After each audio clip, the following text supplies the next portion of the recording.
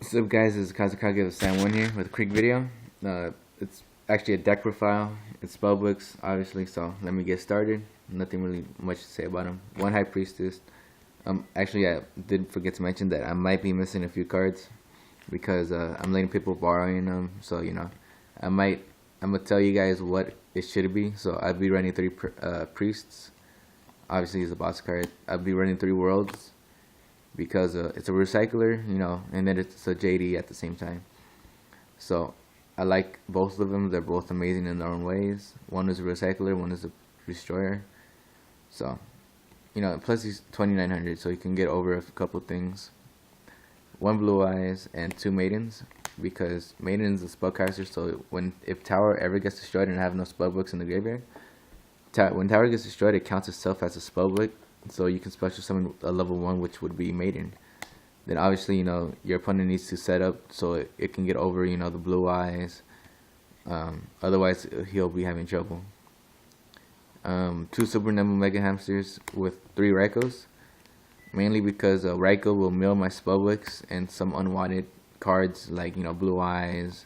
Sometimes the Judgment if it was the next card. If it's the next, if World is within 3 cards from like the top of my deck, and obviously I don't want it, so milling it would be awesome. Plus destroys, so I can destroy back row or monsters if I need it. 3 magicians, because obviously he's the main searcher of the deck other than secrets. He's what helps set up the masters play, because you can only activate masters with the spellcaster on the field. So he can be searched out by secrets too. So overall, Magician is the main card, so that's why I run 3 of them. Temperance. If I had my full deck, I'd be running 6 level 5 or higher spellcasters.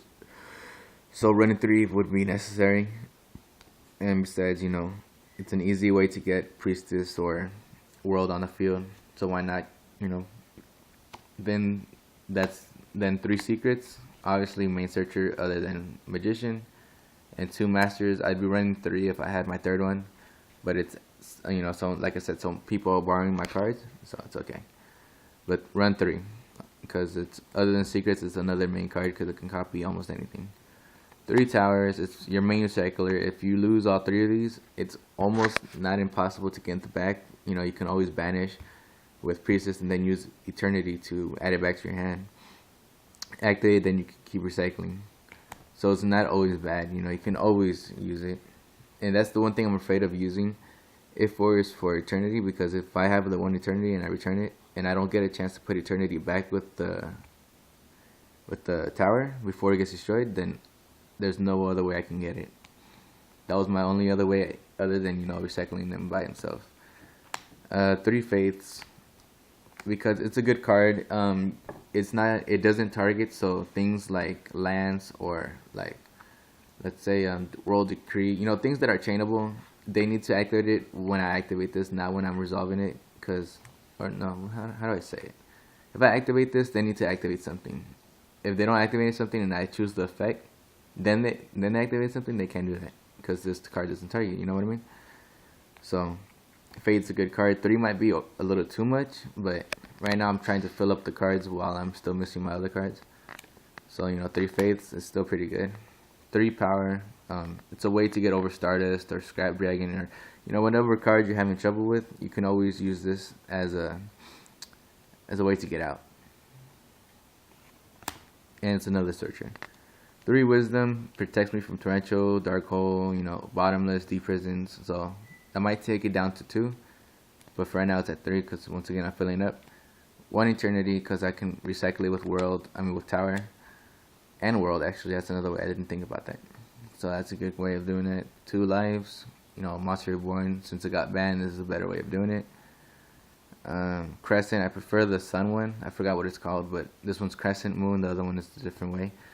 I like the other one because you can reveal the top 2 cards of your deck. If they're spellbooks, then you can add it to your hand. Spellbook spell cards, you can add it to your hand. If they're anything else, they go back to your deck and get shuffled. 1 might control a Bungo Moon. And that's it for the spells. And then I actually run traps. 2 skill successors because they target my monsters, so I would target my own Maiden with Eyes of Blue.